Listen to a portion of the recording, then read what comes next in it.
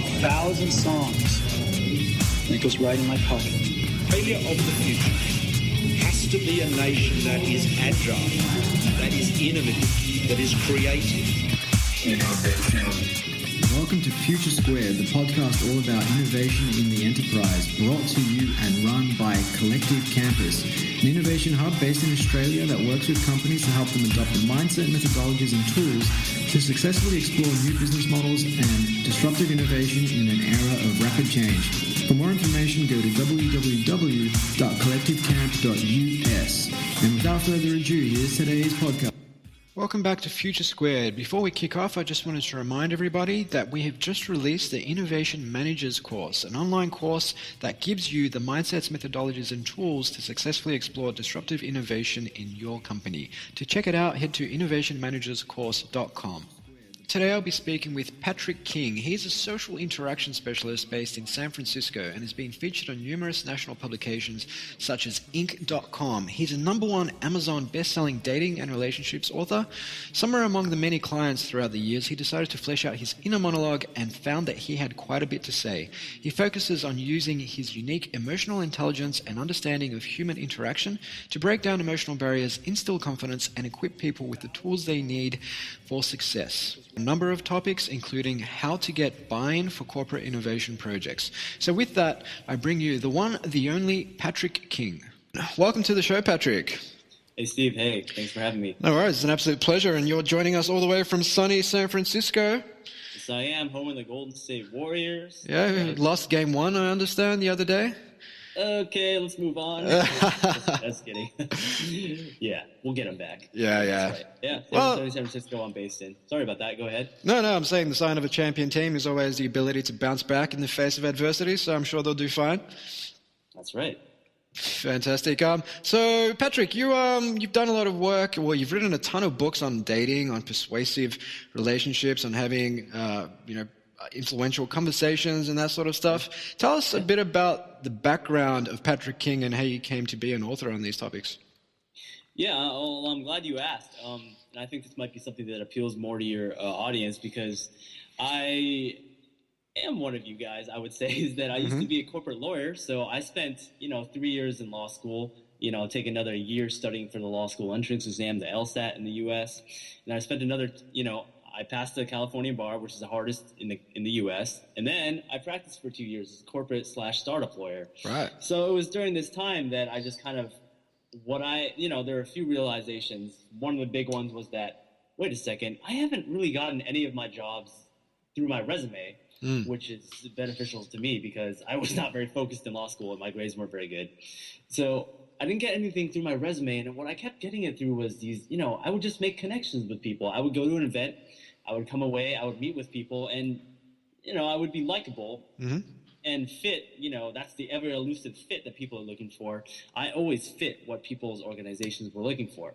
So during that point, I had met one of my ex-girlfriends through online dating. So this kind of ties into where I started doing all this stuff.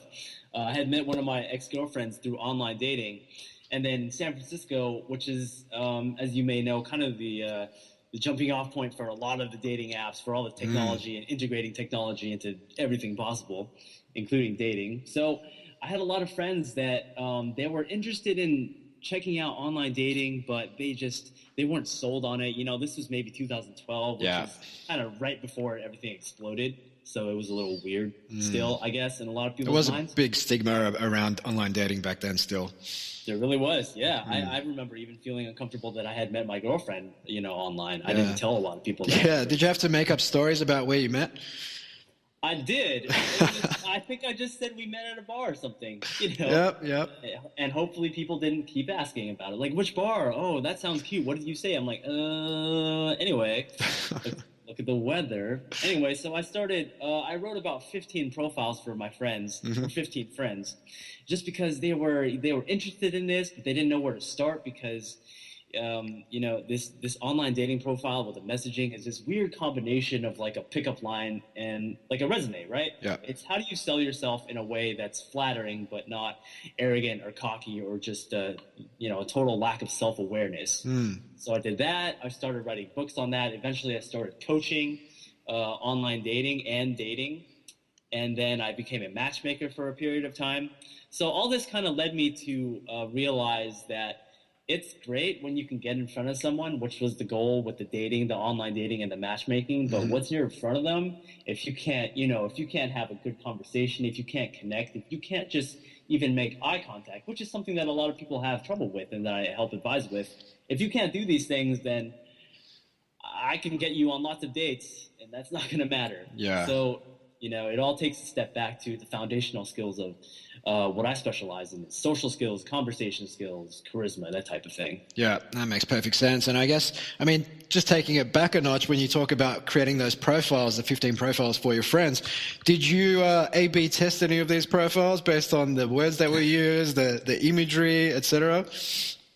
Yeah, I guess you could put it that way, because I would put a story in one profile. I would write things a certain way in another profile. They didn't know I was doing this. Yeah, but over time, and it didn't take a lot of time to just see what's more responsive, what works. And then by that time, I had seen thousands of profiles and written like hundreds of messages. So you just develop a sense of judgment.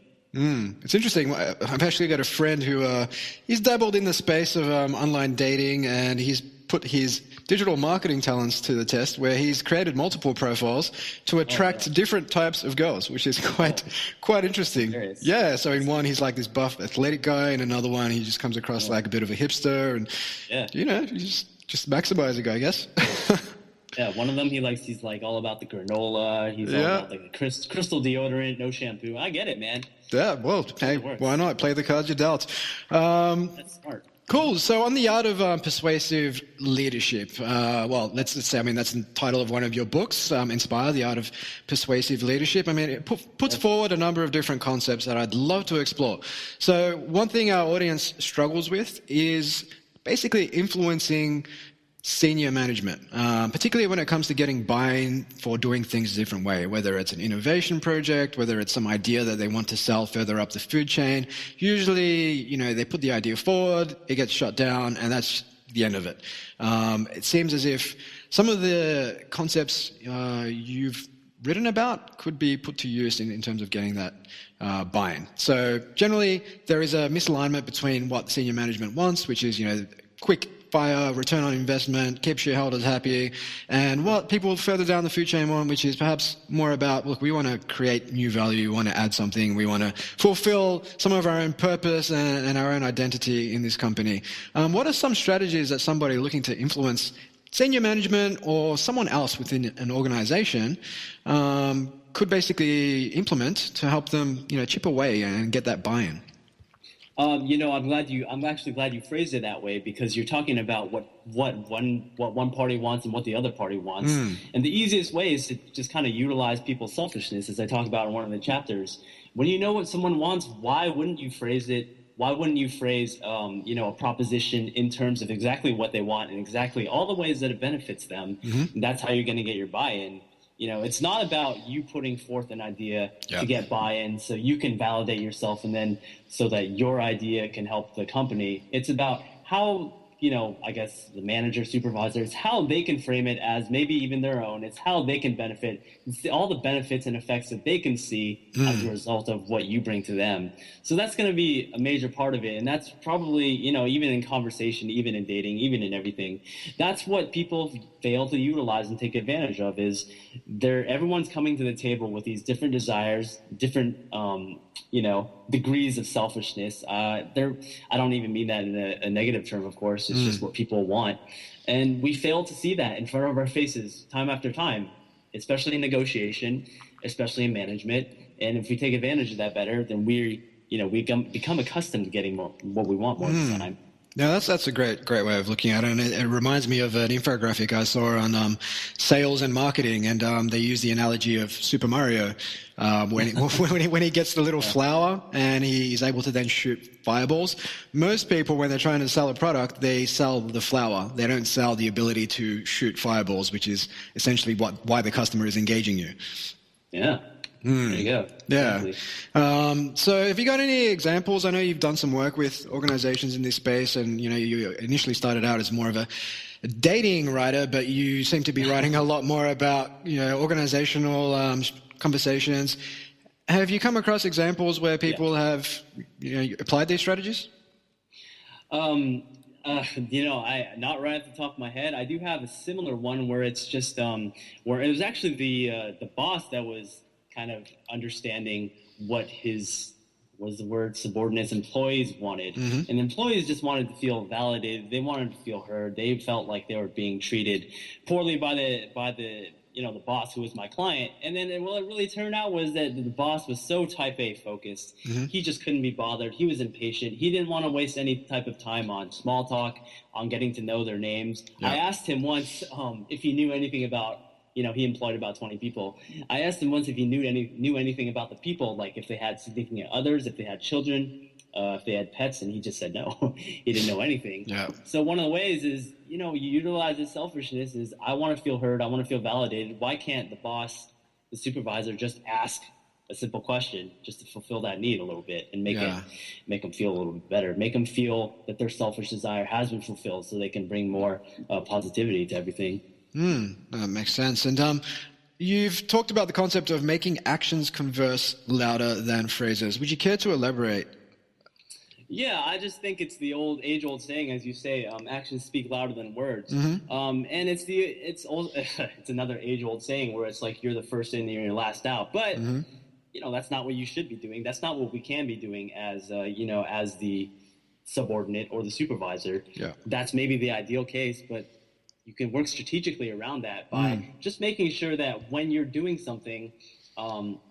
I don't even mean this in a negative way, but you're being strategic about when you're doing something so that your actions are seen. You're creating somewhat of an illusion that you are the first one in, you are the last one out. Just do it in front of other people's faces. That's how you demonstrate commitment. When you're doing something, make sure that you're getting credit for it. That's really what it is. And that's what a lot of people fail to do. They feel that if they're in their corner, no, not the corner office, because that's a good place. If they're just in their corner of their cubicle, then they feel like if they're just doing their work, someone will eventually take notice. But that's not how it works. And you know why? Is because the office place and the world in general is not a meritocracy. It's not a meritocracy. Maybe it's a meritocracy based on what people notice and see. Even that's probably a stretch.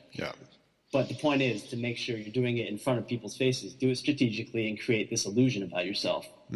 So it's essentially, everything can be brought back to the 80-20 principle, right? So essentially what you're saying is rather than sitting in your little corner of your cubicle, as you put it, all day, 14 hours a day, it's about being there at the right time of the day to be seen, to be doing something, and to start developing that sort of, I suppose, perception of self.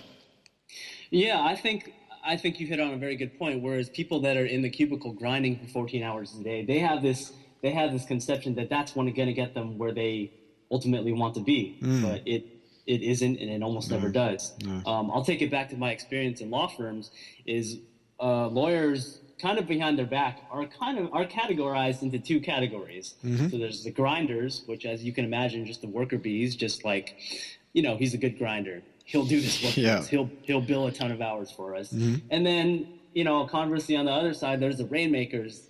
And these are the people that bring in clients. They're social. They don't bill nearly as many hours, but I'll tell you what, they get paid a lot more. They move up much faster, and they're much more respected just because of their ability to really just connect with people. So you have these two dichotomies, and which one? I don't know. You tell me which one works better. Yeah, exactly right. And that's a great point. I think it applies internally within organizations, but it's also the same with sales. Obviously the quality of the product you're selling, the service you're providing, comes into the equation, but a big part of it is the relationship you have with your customer. Minus the relationship, you could have the best product in the world, but if you're, as one of my good friends like to say, a piece of shit for a human being, I don't want to do business with you. Ultimately, people want to feel like your friend in order to buy from you. That's and that's one of the emphases of my coaching, where it's, we're all very goal-oriented at some point, be it in the workplace or through just a simple conversation or through like a networking event. We're very goal-oriented. We'll go to an event, we'll be like, oh, I'm going to get 10 business cards. I'm going to get like 4 coffee meetings out of this. And then I'm going to sell to all of them. Mm-hmm. So when you think of things like basically through the funnel as you're approaching someone, that creates a lot of pressure. It creates a lot of weird expectations. And you just come off like a weird person because you have this in your head.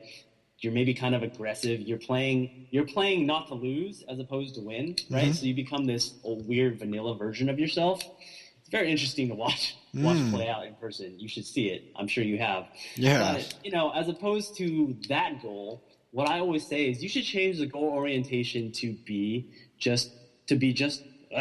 have a good interaction, have a good conversation, be entertaining for both of you. Mm-hmm. Feel good after the conversation, because when you hit that goal, when you connect, everything else flows naturally. You know, everything else, the money, the revenue, the sale, everything flows from that. So on good conversations, Patrick, if what are some of the key sort of tips you could give our audience when it comes to developing better relationships with people that perhaps you just met? Perhaps you just met. Yeah, that's that's what we all do, right? I think one of my favorite ones is going to be basically how you're going to destroy small talk forever, which is going to be great for most of us. Hate small talk. Right? It's just, you know, so what small talk is to most of us is it's just like this superficial, like digging of, you know, you're like mining for like commonalities through these weird shallow questions like, how was your weekend? How are you? Where are you from? Where did you go to school? Yep. What's a couple more? Where do you work? Where do you live? How long have you been here? Blah blah blah. And then let's say you went to the same university, right? By some miracle, and then you say, "Oh, wow, we went to the same university." And then the next natural thing you ask, "Do you know this person?" Oh yeah, out of like 20,000 people that went to that university that year. Right. Against all odds, do you know this person somehow? Right. Yeah. So what we're doing is we're searching for commonality and we're searching for something interesting to talk about. And we're just kind of doing it in the wrong way. But the fact that we're kind of doing it means that we instinctively know our overall goals. So anyway, the thing that I like to talk about, and one of the first things I always bring up with the client is, do you know your stories? So when you have a conversation like that, you know, all the questions that I just listed, how are you? Where are you from? How long have you been here? Where did you go to school? Blah, blah, blah. You know you're going to be asked them, so why don't you put a little thought and then construct a 10 to 15 second mini story about them. So, you know, you share something personal about yourself, and then you can actually take the conversation in that direction instead of, you know, poking around and just exchanging, how about you? How about you? How about you? Yeah, definitely. And stories are quite powerful. Whether it's selling yourself or selling a product, people love to listen to a story that's engaging. So on telling a story, have you got any tips for our audience when it comes to, say, what do you do? What's your story? When someone asks you, what do you do, Patrick, what do you say? It depends on who was asking. I actually try to downplay what I do most of the time because it's not something I want to talk about all the time. And inevitably, it kind of turns into a center of attention, as you might expect. So I'm a terrible example of this. But, you know, when I was a lawyer, I would say I do homework for a living because that's exactly what you do. Yep. So I'm glad you brought that up, too. You know, another way to inject some interesting moments into a conversation and just have a personal connection is to have an interesting answer for, you know, the common question. So what do you do? You know, I do this for a living. I do homework for a living. And then that takes the conversation in an interesting direction. The thing with most small talk is, look, I just met you. I don't care. I don't care where you're from. I don't care how long you've been here. Yeah. All I want you to tell me is something interesting. Can you just do that? Exactly. So, and then, you know, a lot of people just fail to recognize that. So make everyone's job more easier and just tell people something interesting. That's it. It's interesting. It reminds me of Neil Strauss in The Game. He talks about how when girls would ask him what he does for a living, he'd say something like professional mustache comber. And it would just build mystique, and it would be a funny thing to say, and then it would take the conversation off in a tangent rather than just being all serious all the time. Yeah, that's what I find. That's what I found like just infuriating about these networking events, where you're meeting people, and you know also what happens most of the time in a workplace, like your audience is. It's just everyone tries to be so vanilla and appropriate all the time, and everyone's thinking the same thing. Yeah. So I don't know why we're not just saying it out loud, like something like, "Oh, are we really just being this polite as a facade all the time? Yeah. So, yeah, right? So go ahead. No, and it's interesting. I mean, there's typical questions like, how was the weekend or whatever. It's, for me, it's asking questions that ask more outcome driven. Like, what was the craziest thing about your last job, or what most scares you about, X or Y? And actually, that tends to elicit more interesting responses than just what do you do. It goes back to that whole Super Mario example. Right? It's not about the flower; it's about the fireball. What drives you? Why do you go to work? What is the mission and all that sort of stuff of your company or whatever it is? It's just a little bit more interesting than just what do I do? Well, this is what I do. Again, end of conversation. No, not end of conversation until you say, "How about you?" Yeah, well, yeah, that's exactly right. That's exactly right. Right. So let me actually expand on that a tiny bit before we move on. I think it's interesting that you brought that up because that is actually not a question I would recommend most people use, like the lines of questioning that you have sometimes that you're talking about. And just the simple reason is that's like a very hard question for most people to answer. Because so then what that causes, what you'll get is you'll get a silence. You'll get someone saying, well, it's a good question. Let me think about that. And then that stops it dead. Yeah. Halts. So I would say a better way to do that is to ask the broad question and then say, what was the question? What was the worst thing about your job, right? Well, yeah, I mean, yeah. What was the scary? What's the most question I always ask is, what's the scariest thing you did lately? What's the last scariest thing you did, right? And it could be anything. I had to give a presentation to 500 people. Oh, what was that like? Well, it wasn't so bad, et cetera, et cetera. That way they naturally start telling a story about something. So very true. Ask for stories, not answers. Exactly. Yep. Cool. So wanted to dive a little bit deeper into a topic you've talked about in your book, which is how to subconsciously place yourself as an authority. And, this is obviously quite important for our audience, many of which maybe, as I alluded to earlier, battling some of the forces a bit higher up the food chain, but perhaps don't have any authority in the organization, but still want to have some kind of influence. So how does one go about subconsciously placing themselves as an authority? I think it starts with looking at how someone is placing themselves right now. And if they're in the mindset that they feel that they need to increase their influence, they're probably portraying themselves as someone that is, maybe just in, as we talked about, the grinder. Yeah. They're not portraying themselves as someone with authority. So a large part of it, this might be like a disappointing answer. A large part of it just comes to how you portray yourself in front of other people. Do you speak so other people will listen? Are you presenting yourself as an authority, subconsciously and consciously with your body language, with your vocal tonality, even with just, the way you say things. So, you can say something like, can I have a meeting with you? Or you can say something like, Tuesday or Thursday? Which day is better for you for your meeting, right? Yeah, it's that whole you are who you think people think you are. Absolutely. Yeah. So and I think classic example, Steven Tyler, Aerosmith. Read his biography many years ago, but in their early days, back in the early to mid 70s, he had this whole thing where he even acted like he was a rock star, even though he was playing little bars in front of 17 people for 2 or 3 years. There was this whole self-belief of acting like you're a rock star. Otherwise, you don't portray yourself as such. People don't buy into the idea as much, and then that just flows on from there. Whereas if people start to perceive you as having this sense of authority because you're walking around with, I suppose, broad shoulders, and the way, your language is very dominant, like you said, Tuesday or Thursday, it's not, can I have a meeting with you? Eventually people start buying into that. Yeah. Great that you use the word perceive, because I think the people that are struggling with this are convinced that, number one, it's a meritocracy, and number two, that they're always lacking in one or two aspects of what it takes to be an authority. So one of the questions I'd like to ask is, look, if you read the top 3 books on this particular topic that you're questioning, if you're an authority, if you're an expert, if you're good at, if you're above average at, would you learn anything? The vast majority of the time, people are not going to learn anything. They reply with the resounding, no, I wouldn't learn anything. Those are basic books.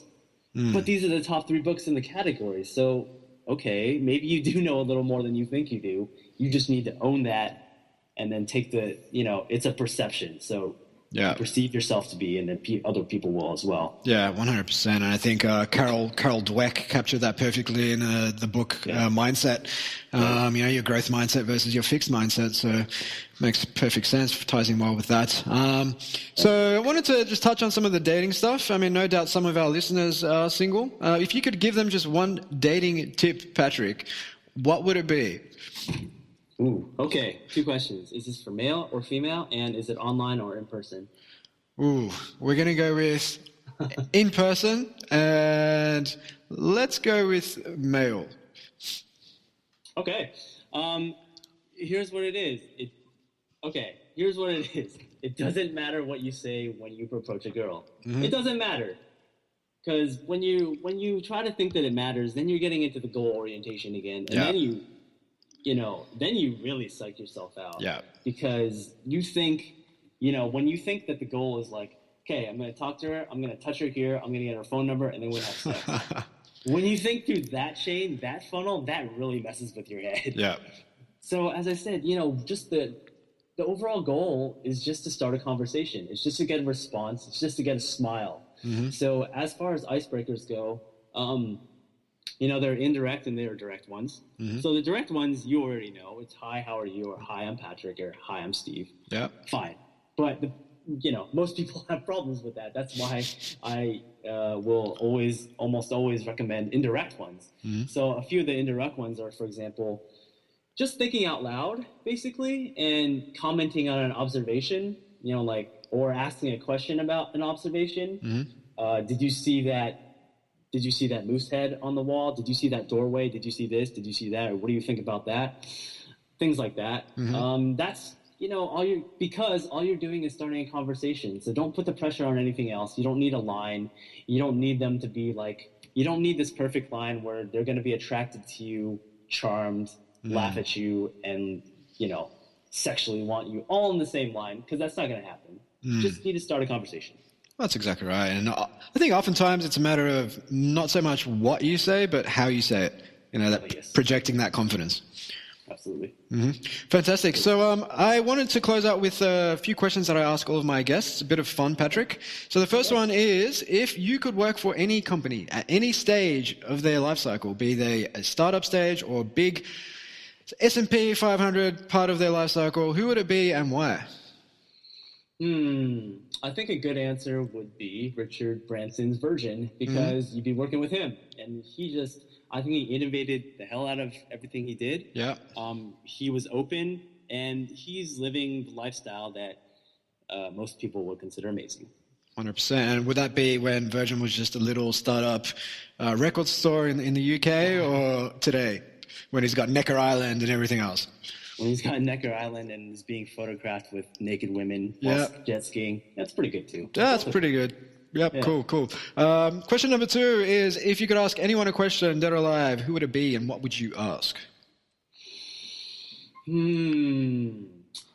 Let me come back to that. I promise I'll have an answer for that at the end.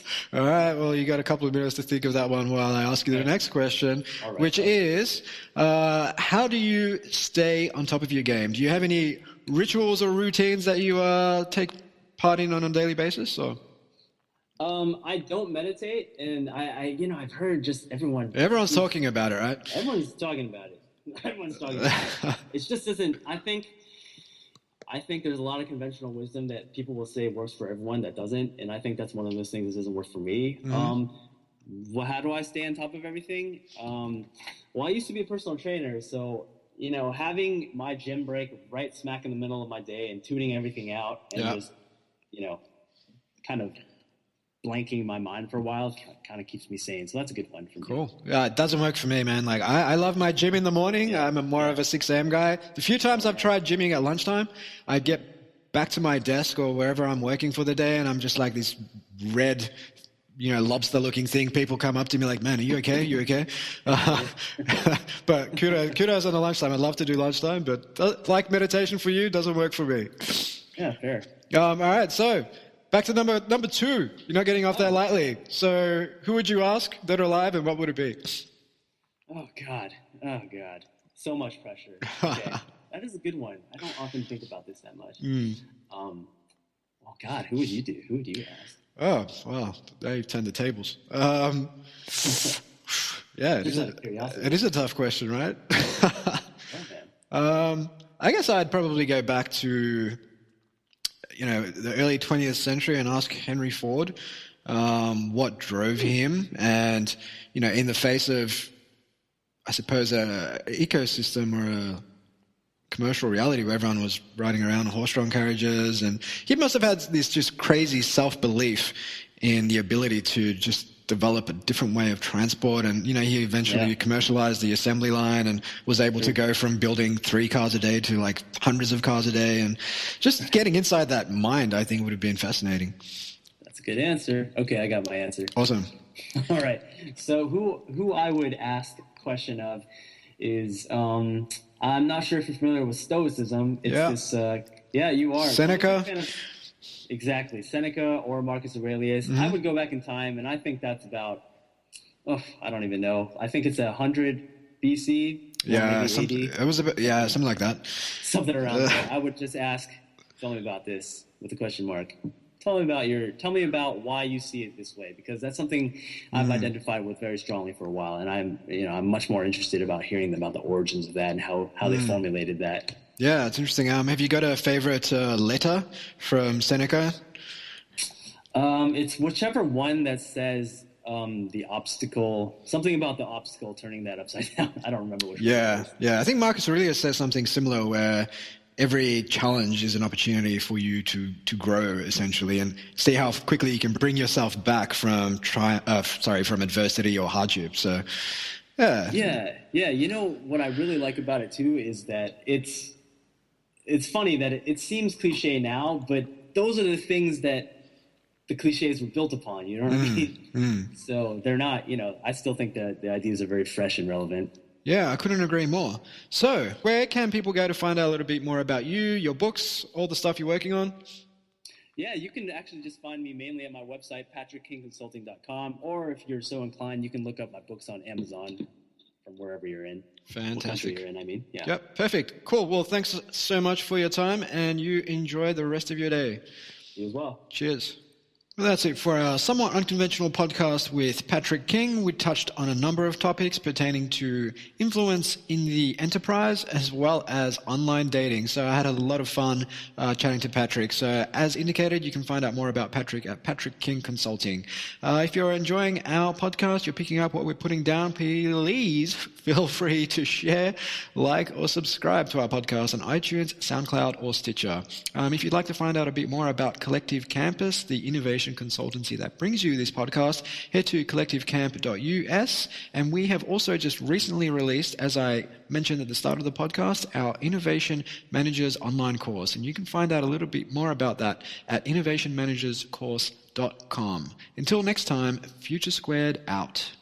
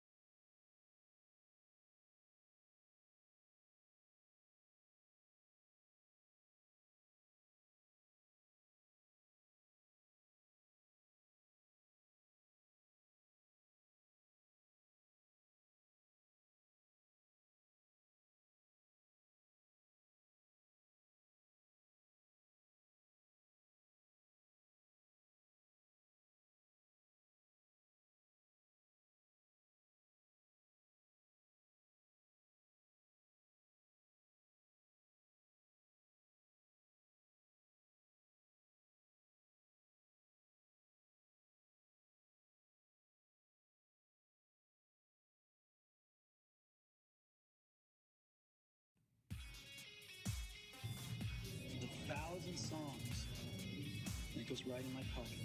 Failure of the future has to be a nation that is agile, that is innovative, that is creative.